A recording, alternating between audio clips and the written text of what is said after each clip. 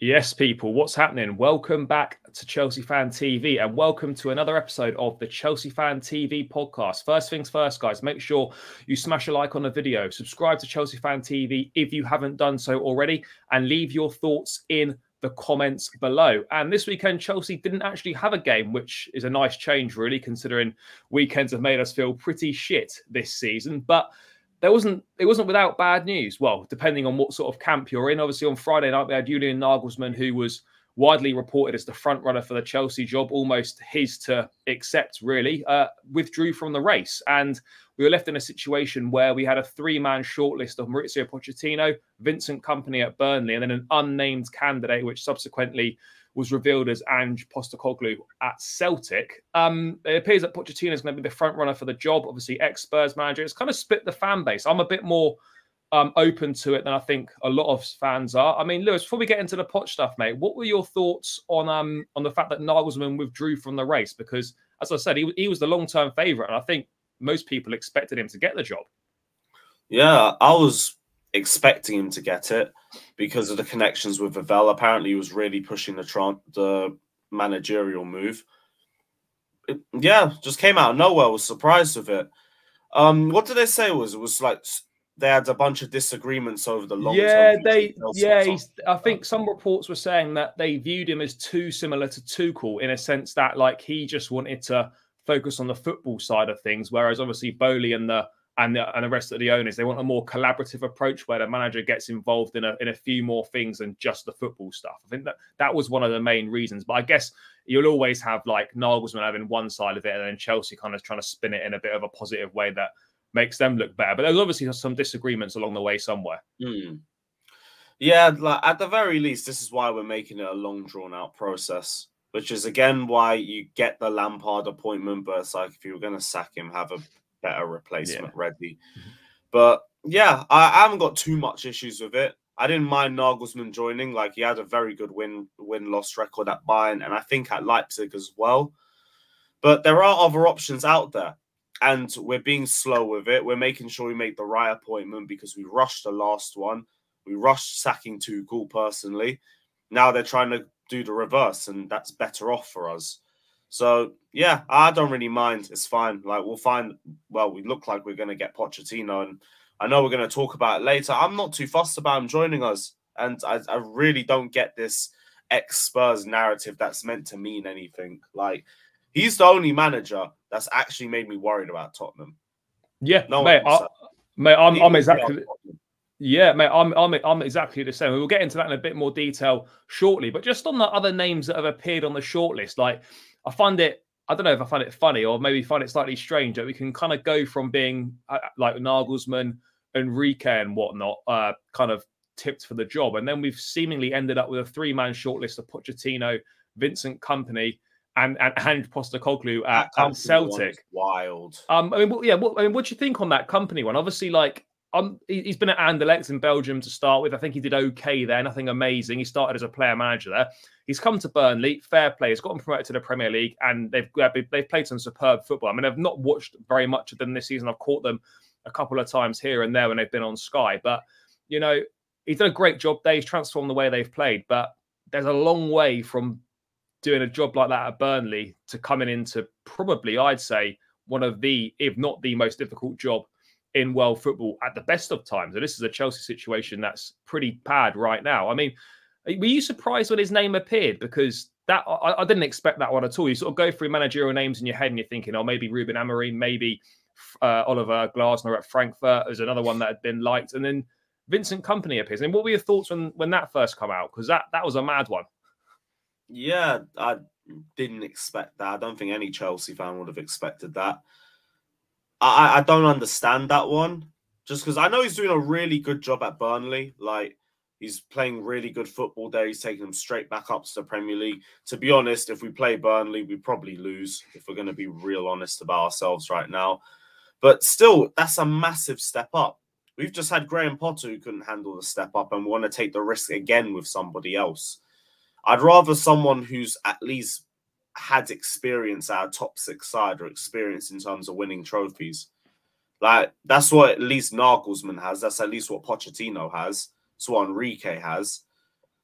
That's what we need. We need managers that have already been to the hill. They've already climbed that mountain, not a manager who's just taken his side to the Premier League. Let him have a year in the Premier League at least. See how he does against the best tacticians in England. And then maybe you'll get a better assessment of where company is in terms of the best managers in the world. But for now, no, that screams naive, and the fans aren't going to be behind it. Not because of like the ex-City links or anything. It's just because we're not going to understand it. Like, yeah, what? We went from Tuchel to Potter, back to Lampard, to bring in company.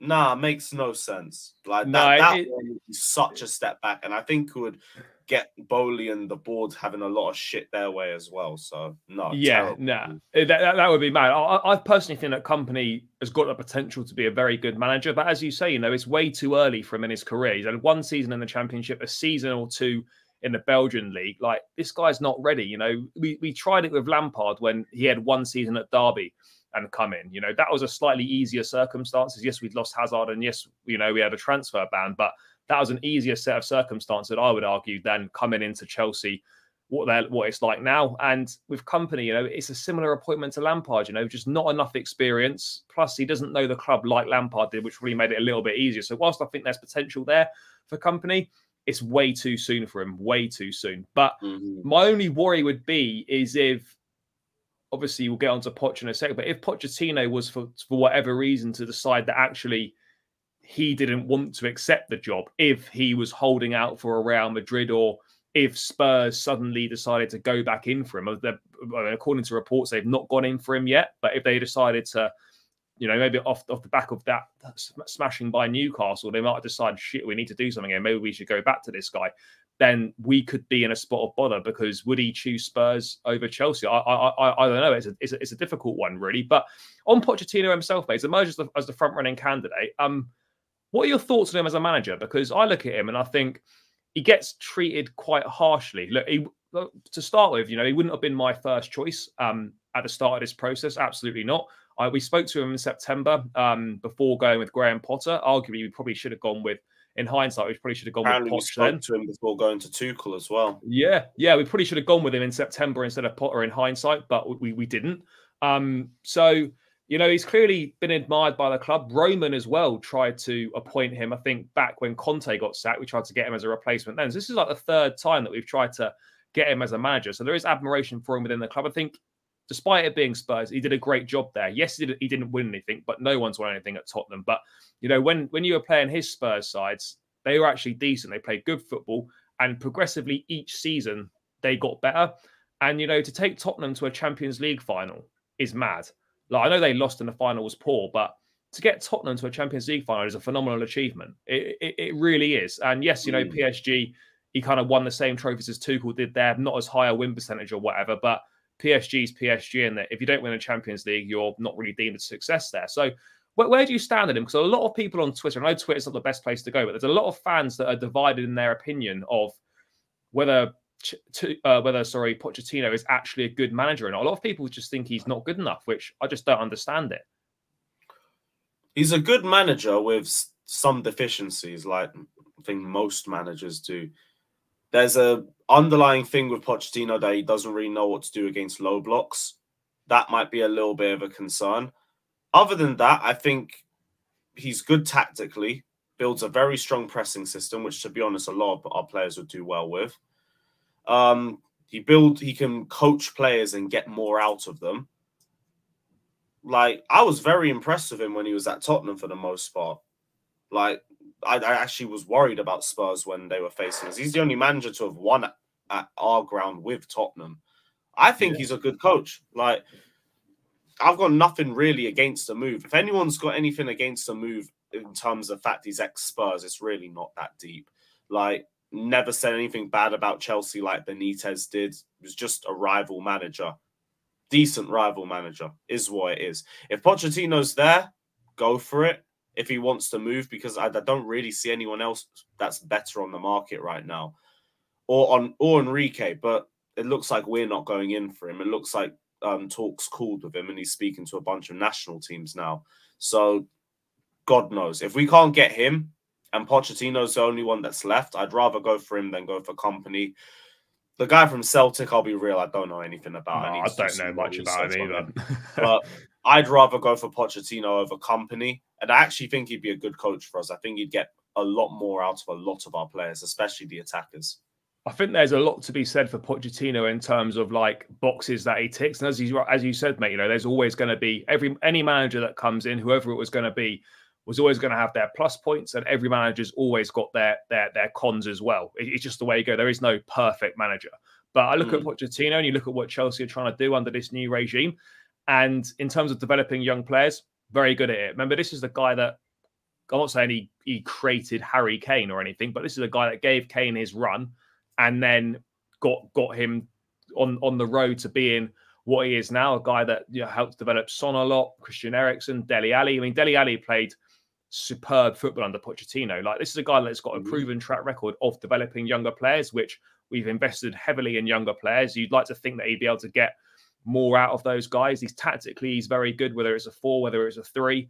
And he can, obviously he's gonna get investment if he comes, but he's also proven that he can improve what's already there as well, which has not always been a thing that Chelsea managers of the past have been able to do. So I think he does tick a lot of boxes. And for me, like you, mate, the ex-Spurs thing, I don't care. Like, unless you've publicly criticised the club or whatever, top managers are bound to have managed your rivals at some point along the line.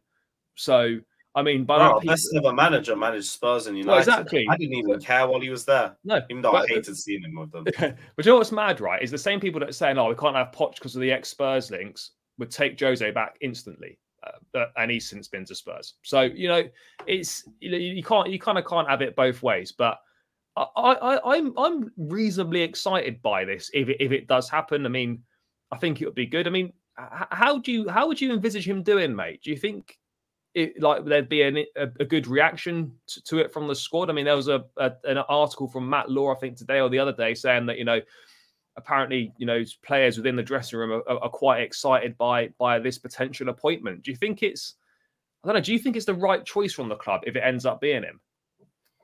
Yeah, I don't really know how much I believe in that Matt Law link, but I do think it'll be a good move for us. All depends on the window as well. Like, we need to clear out half the squad. We need to try and bring in about 3 or 4 more players. But yeah, I don't see this being a negative impact on Chelsea. I don't think it'll be a backward step. How far forwards does it take us? We'll have to see. But I don't think Pochettino would be a bad move for us. I'm all for it. No, mate, he ticks loads of boxes as well. He does tick a lot of the boxes. And I got hammered on Twitter because I put a tweet out, saying that, like Poch and Tuchel pre-Chelsea, very similar in terms of kind of what they'd won. And, Tuchel had one trophy more, at a German Cup with Dortmund.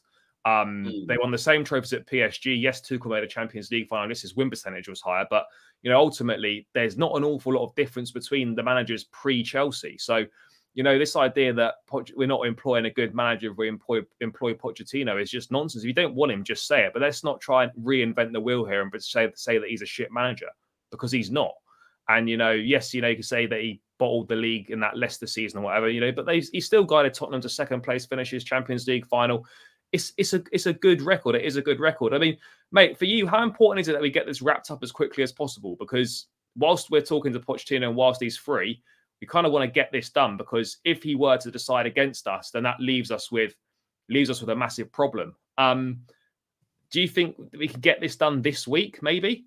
Because there's not really anything to be stopping us doing it. There's no Champions League football. The season's done. Would you expect a decision this week, or would you like a decision this week? I'd say the sooner the better, but just continue your round of talks. See how how Pochettino envisions the squad, and if you guys agree on it, go for it. Like, I don't mind this not being done in a week or 2 weeks. You just rather have it done before the end of the season. So let time flow, let it happen in whatever speed it needs to happen. There could be other options while that happens too. But yeah, I would say it would be nice to get it done as soon as possible, but it's not necessary either. Yeah, no, I get you. My only slight concern is I just don't want other top jobs to become available whilst we're still speaking to him. That could potentially turn his head. That would be my only concern. Like for a Real Madrid, for example, like despite Chelsea being attractive and being a great project and whatnot, if Real Madrid come calling for you, it doesn't matter what other clubs are interested. You always go to Madrid. So that would just be that would be my main worry, is that if the Madrid job did come available, then he'd be more tempted to go for that if they were to speak to him. But yeah, look, I think there's no rush per se. Let's just take our time with this, like we have been doing. Let's get the next round of talks underway. Make sure everything's right. Make sure you're 100% happy with it. And ultimately, as we've said many times on the show, mate, we put, like, whilst it might not be our personal choices, it may or may not be. Ultimately, you know, there's a footballing department in place. They've looked at all the data and whatever other stuff they look at. If they deem Pochettino to be the best man for the job, who am I to say otherwise? You know, I put my trust in the people that know much more than I do and are carrying out the process. And let's see what happens. But I would say there's no guarantees that any manager is going to be a success at Chelsea. So you just have to roll with it and see what happens. But hopefully, maybe we'll get a decision maybe in the next week or so, maybe in the next 10 days. Let's see. But, mate, no game this weekend for Chelsea, which I think we all enjoyed. Thank goodness. Thank goodness for that. But we are back in action on Wednesday night against Brentford. That's going to be a tricky game. It's going to be a tricky game. Brentford. You know, we're going to be missing City v Arsenal for this crap. Yeah, we are as well, isn't it? Yeah, City v Arsenal, same time, mate. I think we kick off 15 minutes before it. Didn't even get to see the last one because we were losing in Dortmund. Now I'm going to watch us lose to Brentford. Yeah, mate, we still haven't won a game under Lampard. 4 losses in a row. Off the back of that Real Madrid performance. Mate, do you think we'll see a side with one attacker in it again for Brentford? God's willing, we don't. But I don't know. I don't know what to expect with Lampard. You could play a 3, you could play a 4. I don't know. We're going to lose anyway, and the season's done now. These lot are going to be on the beach, and the performance is probably going to be even worse than anything we've seen in the last week or so. So with that in mind, I would ideally play. I'd go full Cobham sexual. Just play the youth. Play the youth. Like, at least they'll be fighting for something, and they might give a bit more of a shit, because I don't think any of the first teamers are going to. Do you know what? The one thing, I don't know what to expect from this. We're so dead. This season's so dead. But the one thing that I said, like, once we went out of the Madrid game, I don't want to see any players that aren't part of the plans or don't want to be here next season feature again this season, because there is no point. The season's done. You guys don't want to be here. You don't want to sign a new contract, whatever it is.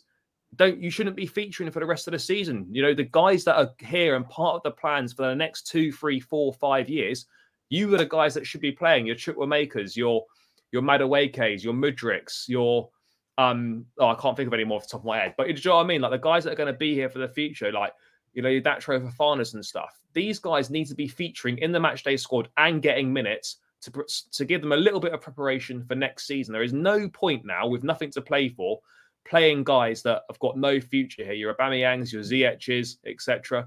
We don't need to see these guys. Maybe, would you agree with that? Yep, completely agree. Play all the new signings and play all the, I don't know, give some fringe players a run out. I don't care. Like, it doesn't mean anything. Scream for 40 points for the last 4 months, still won't even get that. Mate, we give Chukwuemeka a run out. I don't know. Bro, we still aren't at 40 points, are we? We're still waiting. Nope, 39. Still at 39. We're still waiting. Fuck yeah, now this is, mate. You sort of, it's mad how like you forget how shit this season's been. You just try and block it out, but we're still waiting for that 40 points. We're just lucky that this season the points total to stay up is so low that we're not. Yeah, thank the Lord. Those 11 points from Tuchel, they're like gold dust to us, because we would genuinely be a point off the drop without it. Yeah. Oh, man, that's a depressing thought. I mean, could you imagine a Chelsea season in the Championship? There needs to be some decent away days, I suppose. We are away, actually. Yeah. They might be going down, actually. Millwall? Yeah. Millwall. Yeah, we can finally do Millwall away. Birmingham away. Yeah. Mate, West Brom, that's a good away day. I like West Brom. There'd be some. Mate, were you there when we won the title? Yeah. Yeah. Yeah. Unbelievable night. They played the liquidator before kickoff and everything. They're one club, they need to come back up. Yeah, mate. I think they're I think they're in and around there. But it looks like the teams that are coming up, Burnley are coming up, and then it's like Sheffield United, Middlesbrough, Blackburn, and all that are in and around that second spot. Like it's all proper treks up north. But you know, we even beat any of them. No, we won't, mate. We're not going to win another game this season. But we moved to the Brentford game. You know, obviously they're a decent side. They've got some good players. You're looking forward to seeing Ivan Toney. I know me and you are both big fans of his. Love him to be in a Chelsea shirt next season. Do you think we've got the capabilities to deal with him and keep him quiet? Maybe. I mean, Thiago Silva, Badia Shield, they could do a job. But Ivan Toney is so hard to deal with. Like, he'll beat you in the air, he'll beat you on the ground, he'll drop deep and he'll play make, or he'll be finishing, or he'll be scoring free kicks, penalties, either or. It's going to be very hard to deal with him. That's my dream #1 signing for us in the summer. If we could get someone realistic, it would be him. But yeah, I don't know. It will be hard. I think Thiago Silva is definitely capable of it. Badia Shield, I think, could have the physical edge over him or the height. But we'd have to see it because this is the same guy that dominated Saliba at the Emirates and made it look easy. He had on like 0 for 12 aerial duels or something crazy. So it'll be a long night. It'll be a long night. I expect us to try, maybe have a good job, but because we're Chelsea and in this position, he's still bagging 2 goals. Oh, yeah, easy, mate. I'll be shocked if he wasn't on the score sheet. I was kind of disappointed that he didn't get booked against Villa because I think he was 1 booking away from a ban for this game, but he didn't get it. So that's unfortunate for us. But who knows? Probably a longer ban's coming his way towards the end of this season. You'd imagine not, because I want that guy at Chelsea next season. Mate, I hope it's not at Chelsea. It needs to happen. It does need to happen. I mean, in terms of kind of obviously we had the reverse fixture back in October. We drew 0-0 at the G-Tech. Didn't play particularly well. I mean, it was that long ago that Broja led the line for us in that match. I mean, that was mad. In terms of a lineup, mate, you think back 3? We saw the back 4 against Madrid. We didn't see them. Did we see back? I can't even remember. We did go back 4. Was it a 5, wasn't it? Cucurella and Chilwell, isn't it? Yeah. Oh no, there was no Chilwell. No, there was no Chilwell. No, it was Cucurella playing. Yeah, Chalobah left centre back. Yeah, it was a back 5. Yeah. Oh, yeah. Oh, and he had a disaster class, didn't he? Yeah, I'd forgotten all about that shit. Yeah, that was terrible. I mean, would you stick with a 5, mate? Or I mean, I always think the 5's better for us with the setup we've got. But I mean, would Chalobah stay in the lineup for you after that horror show that he served up against Madrid? I guess it's probably going to be Silva, Cucurella, and Fofana, with Chilwell coming back in after his ban, you'd guess. Silva, you could do Silva, Fofana, Badia, sure. I'd do that. Yeah. Cucurella's got to jump out the lineup too. He's been poor. Yeah, mate, that chance that he missed as well, mate. It could have come to anyone, and it wouldn't have made a difference. But you know what it is. Literally slipped, and oh, mate, I don't even know if we can score a goal in this game. I'll be real. Like, it doesn't matter who the chances fall to. You know, people were moaning about, oh, if only they fell to someone else, not Kante and Cucurella. I'm like, mate, have you watched us this season? None of these guys are scoring, and it doesn't matter who the chance falls to. But in terms of the attack, though, mate, we saw. Modric, for me, has got to start on the left. Sterling's been awful. Shouldn't be anywhere near the lineup. Do we think it's time to see Madueke from the off, maybe? Because Felix has not really been doing it. He started on the bench against Madrid, which is a massive surprise. And Havertz has not really been doing it either. I mean, I'd be tempted to go with Madueke and Modric either side. And I suppose maybe either side of Felix or either side of Havertz. I think that could be worth exploring. We got to try something different up there. We tried so many different things, but we need to try something different again because whatever we're doing just isn't working up there. I just don't think anything we put up top is going to work. I guess put Havertz in there might do well with Modric on the left-hand side. Felix hasn't really impressed me too much in the last few games. I'll probably go for Madueke instead. And yeah, Modric, Madueke, Havertz. I'd say. Maybe play Felix in behind if you want to. Yeah, I'd back it. I would back that. I suppose it also helps as well. We're playing Wednesday night. We then don't have a game until the following Tuesday. So I guess there's no need for rotation with keeping an eye on a Saturday game. Mm-hmm. We're playing once a week now. Like we can afford to go with our strongest lineup and it not be a problem. So there's no excuses to not be playing the best team that's available to us. Yeah, it's a shame. I mean, just on Sterling, mate. Whilst we're at it, are you surprised at how shit he's been?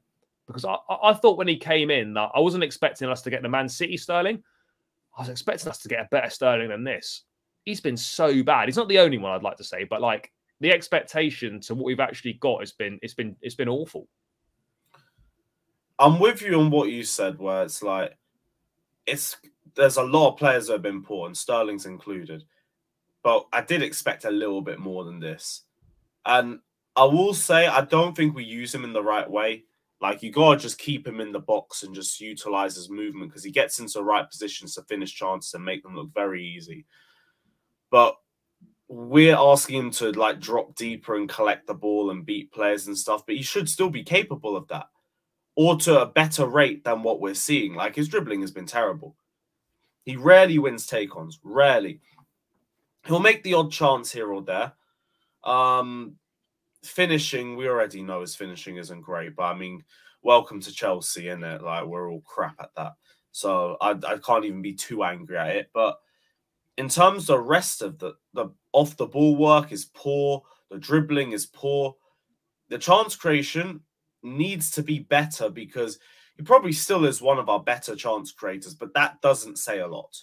Doesn't say a lot with the team that we have.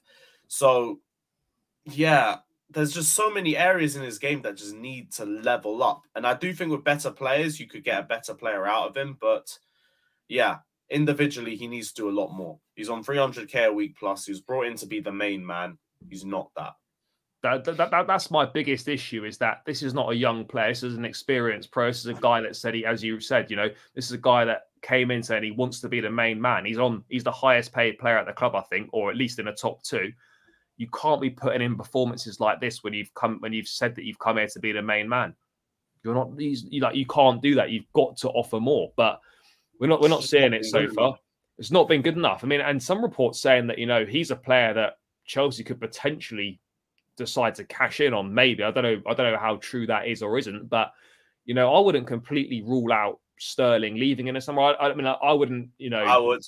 He's on 300k a week plus. He ain't getting that anywhere else. Yeah, this is the problem. Like, we could be stuck with him for 5 years. 5-year deal and everything, bro. So we got to give him at least to a second season. Yeah, we're gonna. I don't think he goes anywhere personally, but if it's like this next season with better players, then yeah, try get rid. Yeah, no, it's pretty tough. I mean, mate, last 2 things to round out. Score prediction for Wednesday night. Are we gonna score a goal? When did we last score? Palace feels deflected. Oh yeah, deflection. Oh, it wasn't. Oh no, that was Brighton, wasn't it? Deflection. Yeah. Oh yeah, Brighton. Yeah. Oh yeah. I mean, 2-0. Disappointing afternoon for the Blues. Yeah, yeah, but I can't even disagree. Like, it's got to the point where every week just like we're going to take an L. So yeah, mate, I agree. I think a 2-0. I can't see us scoring a goal, and they'll bag a couple, because they're actually a decent side, and we're not. And last thing, mate, it's quite funny coming up to that time where we're going to have to be votes for our player of the season will be going in. Any thoughts on that one? Don't make a ceremony or nothing. just give it to Thiago Silva at the end of the season and apologize to the fans. Simple as that. Simple as that. Don't even have anyone else as contenders, because, like, if anybody else wins it, even an Enzo or something, like, respectfully, been here 3 months. Like, no. And we're 11th, so we can't say it's been that big of an impact. It has to be Thiago Silva, nobody else. I don't even know how he didn't win it last year. I thought that was hella disrespectful. Yeah.